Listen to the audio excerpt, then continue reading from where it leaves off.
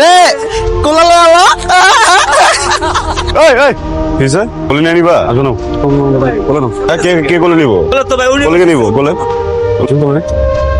এই বেটা কোলে নে এই কি আশ্চর্য, সবসময় রাস্তাঘাটে এরকম রেগে যাও কেন? রাস্তাঘাটে এরকম করে রাগারাগি করে মারপিট করলে হবে প্রতিদিন? এরা মানুষ শুয়োরের বাচ্চা সব চোখ গালি দিতে পারলে খুব ভালো হতো তাহলে তো বাংলাদেশে অর্ধেকের বেশি মানুষের চোখই থাকবে না। না থাকলে তো ভালো তোমাকে দেখতে পারবে না আর আমি দিনরাত এক করে প্রতিদিন থানায় দৌড়াবো, কোর্টে দৌড়াবো নাকি? হ্যাঁ সমস্যা আছে হ্যাঁ ধরো না দৌড়াবো না। কিছু লাগবে? হাইজারেশনের নতুন কি কোনো বই আসছে? স্যার এখনো তো আসেনি, আসলে জানাতে পারবো।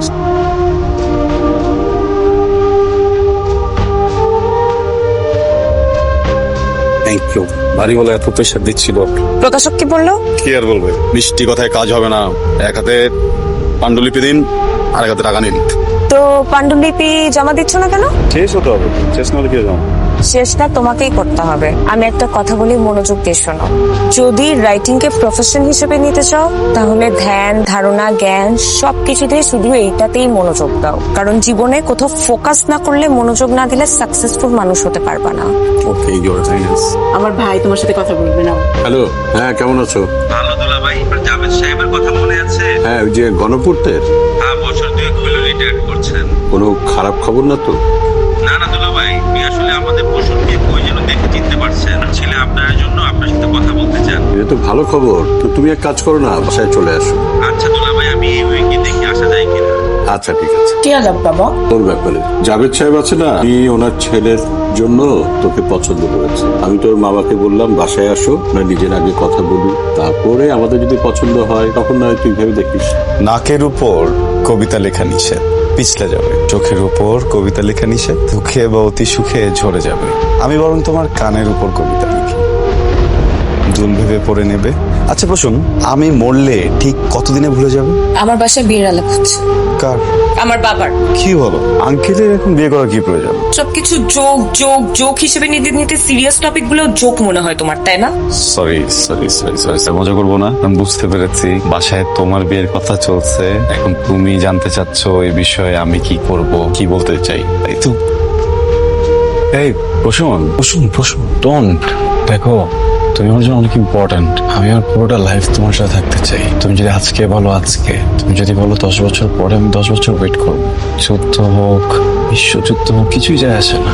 আমার কাছে তোমার থেকে বেশি ইম্পর্টেন্ট কিছুই না প্রসূন। প্লিজ মন খারাপ করো না। আচ্ছা চিটাগাং থেকে তোর মা আসার পরে ছেলেটাকে ডাকলে হতো না? বাবা এখন এসে তোমার সাথে পরিচয় হবে, মা আসার পরে মার সাথে পরিচয় হবে। আচ্ছা ঠিক আছে। কাইজার বাবার সাথে সাবধানে ভালো করে সুন্দর করে কথা বলবা। কেন, তোমার বাবা কি দত্ত? বাবা কাইজার তোমরা একটু বসো, আমি চা বানিয়ে নিয়ে আসি। ঢাকায় থাকো? স্কুলের সার্টিফিকেট পাওয়া পর্যন্ত মফস্বলে বড় হয়েছি, এরপর তো আব্বা মা মারা গেলেন, পরে ঢাকা চলে আসছি। আত্মীয় স্বজন? ওনারা বহল তবিয়াতে আছেন।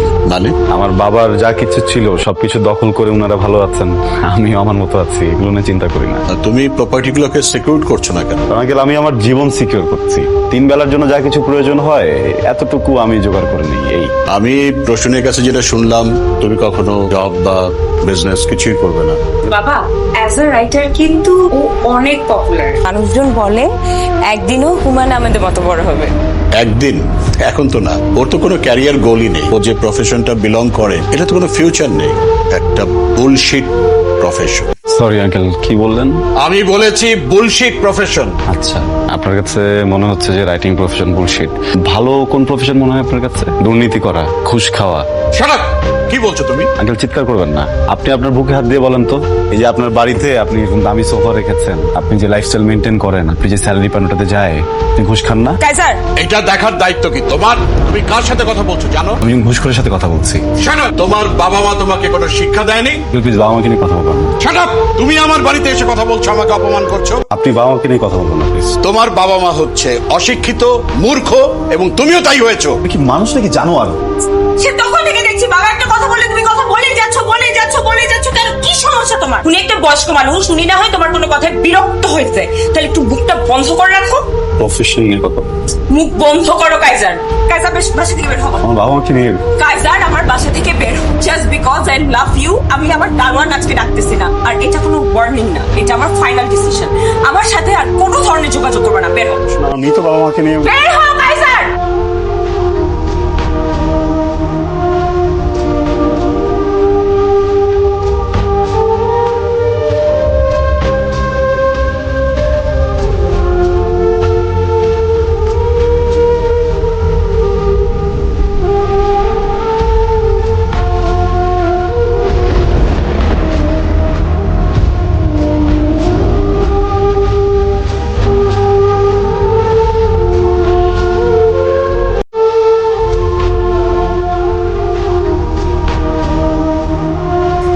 শোনো আমি বেরোচ্ছি।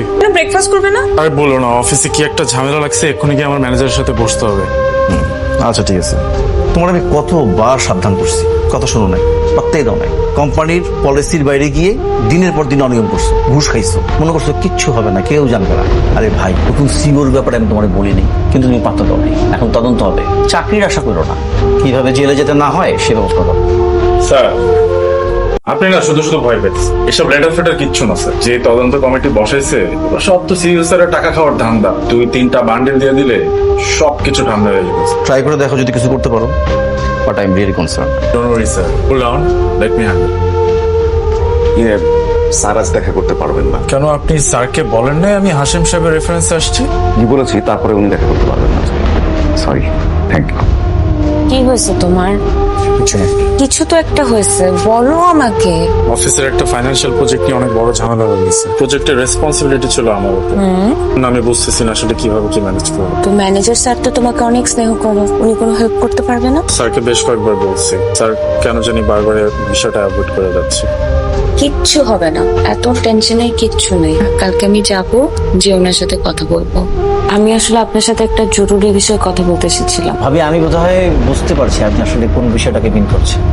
দেখেন, আপনার আসলে অনেক আপসেট হয়ে পড়েছে। আসলে আপনি তো সবসময় ওর গার্জিয়ান ছিলেন, ওকে ভালো কোনটা মন্দ কোনটা বুঝিয়েছেন। এখন এরকম একটা সিচুয়েশনে আসলে ওকে কিভাবে কি বলা উচিত। আগের সিইও থাকলে আমি খুব সহজেই ব্যাপারটাকে ম্যানেজ করতে পারতাম, এখন যিনি আছেন খুব স্ট্রিক্ট। এখন এই অবস্থায় যদি আমি কিছু বলতে যাই, ভাবি আমার চাকরিটি থাকবে না। আপনি একটা কাজ করেন না, তার সাথে দেখা করে সরাসরি কথা বলেন, দেখেন যদি তাকে নরম করা যায় আর কি।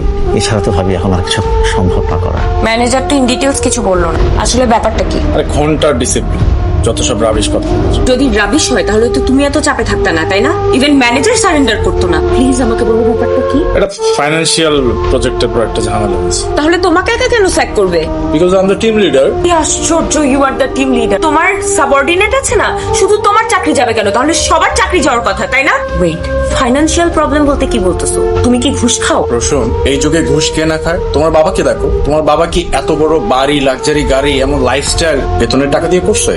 ঘুষের টাকা দিয়ে করছে। আমি একটা প্রবলেম পড়ছি মানে আমাদের হোল ফ্যামিলি প্রবলেমে পড়া। তুমি প্লিজ সিও স্যারের সাথে একটু কথা বলে গিয়ে, এই তদন্ত কমিটি না থাকলে তো আমি এই প্রবলেম একটা চুটকিতে ম্যানেজ করে ফেলতাম। এটা আমার জন্য কোনো ব্যাপারই ছিল না। তুমি একটু প্লিজ কথা বলো, প্লিজ। কাইজার, টিমের সবাইকে কনফারেন্স রুমে আসতে বলুন। কাইজার, বাপি সাহেব, আপনাকে বলুন আগামীকাল আসতে। আপনাকে জন্য ফোন করে তারপর আসে।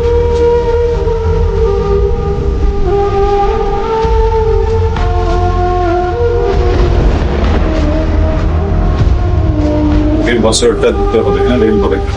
আপু আপনার কালকে আসেন। হ্যাঁ, স্যারের সাথে কথা বলতে পারছিল। কালকে আবার যেতে বলেছে। এই মহান আদর্শবান সিওর বাচ্চা যে কয়জনের নাম লিস্ট করছে প্রত্যেকটাকে জেলে পাঠাইছে। এই হারামজাদার বাচ্চা কোনোভাবেই আমাকে ছাড়বে না। কি না দিয়ে চেষ্টা করছি আমি? টাকা, ক্ষমতা সবকিছু দিয়ে চেষ্টা করছি, তাও আমি কোনোভাবে ম্যানেজ।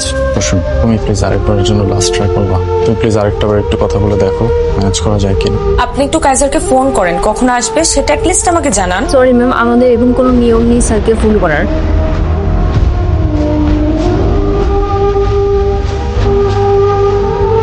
ম্যাডাম প্লিজ ভিতরে যাবেন না ম্যাডাম, প্লিজ প্লিজ দৌড়ান, ভিতরে যাবেন ম্যাডাম। আমার সাথে কথা বলার জন্য কি 5টা মিনিট সময় নেই তোমার হাতে? এখানে ম্যাডাম প্লিজ। অফিসে সিট। বলুন। আমার হাজবেন্ডের নাম আবরার ফাহিম। ওর এগেনস্টে তদন্ত কমিশন গঠিত হয়েছে, কিন্তু ও কিছু করে নাই। জি, ইনভেস্টিগেশনের কি অবস্থা? বিশেষভাবে খেয়াল রাখবেন অপরাধী যেন সর্বোচ্চ শাস্তি হয়। আপনি আসতে পারেন। ও মাই গড, কাইজার, ওই ভ্যাগাবন্ড ছেলেটা এখন সিইও? How is possible? ও এখন বাগে পেয়ে আমাদেরকে প্রতিশোধ নিতে যাচ্ছে, আবরারকে ফাঁসাচ্ছে। না বাবা, এটা মনে হয় ঠিক হবে না। কারণ ডিপার্টমেন্টে আবরারের ঘুষ খাওয়া নিয়ে বেশ কয়েকদিন ধরে কথা চলছে। ম্যানেজার স্যার আবরারকে এটা নিয়ে ওয়ার্ন করেছে, কিন্তু আবরার তো মাথায় যায় নাই। এখন আবরারের অফিসে কি হচ্ছে সেটা তো আর আমি জানি না, তাই না? আমরা জেলে দিবে? আরে ঘুষ খাওয়া, ঘুষ দেওয়া, এটাই তো এদেশের সিস্টেম। শোন, ভালো করে খোঁজ নিয়ে দেয়, ও নিশ্চয়ই ঘুষ খায়। ঠিক আছে, আমি অফিসে গিয়ে কথা বলবো, দেখি কি করা যায়। বাবা, ও যদি তোমাকে আবার অপমান করে? মানে বিপদে পড়লে হাতিও গিয়ে চিকার পায়ে ধরে। কাইজার, তুমি কি আমাকে চিনতে পেরেছো? জি না, কে আপনি? আমি প্রসূনের বাবা। সরি, কোন প্রশ্ন? আমি আসলে এসেছিলাম আবরার ফাহিমের ব্যাপারে কিছু বলার জন্য। ছেলেটার যদি এখন জেল জরিমানা হয়, আমার মেয়েটা দুধের বাচ্চাকে নিয়ে অসহায় অবস্থা করবে, আর লজ্জায় অপমানে আমার মেয়েটা হয়তো মরেই যাবে। তো এখানে আমার কি করার আছে বলুন? দেখুন মিস্টার, আপনার নামটা জানেন? আমার নাম হোয়াট এভার। দেখুন, আমি দুর্নীতিবাজ, ঘুষখোর, এই ধরনের মানুষগুলোকে না আমি দেখতে পারি না। বিশেষ করে এদের হয়ে যারা সাফাই গাইতে আসে তাদেরকে তো আরো না। আপনাকে একটা অ্যাডভাইস দিই, আপনার জন্য খুব ভালো হবে আপনি এক্ষুনি এখান থেকে বেরিয়ে যান। বলেছিলাম বাবা, ও তোমাকে আবার অপমান করবে। এটা অপমান না, এটা প্রতিশোধ। আমরা পুলিশ দিয়ে ধরিয়ে দিয়েছিলাম, সেই জন্য প্রতিশোধ নিল। না বাবা, কাজ আমার প্রত্যাখ্যান মানতে পারে না। চাকরি, সাফল্য, দুনিয়াদারি এইসব কিছুই ওর মাথায় কখনো ছিল না। সরল সাদামাটা জীবন ছিল, চলছিল সে পথে। একদিন সব পাল্টে যায়, পাল্টে গেল আমার জীবন। কাজার, তুমি কি চাও আমার থেকে? আমার জীবনটাকে তুমি তছনছ করে দিতে চাও? তুমি কি আমাকে রাস্তায় ফেলে দিতে চাও? তুমি আমাকে পথে বসাতে চাও? তুমি কি চাও আমি আমার বাচ্চাটাকে নিয়ে রাস্তায় রাস্তায় ঘুরে বেড়াই? কি করলে তোমার একটু শান্তি হবে বলো তো? তোমার অনেক রাগ না আমার উপরে? তোমার সাথে পার্সোনাল সময় কাটালে তুমি খুশি হবা? তুমি আমাকে তখন শান্তি দিবা?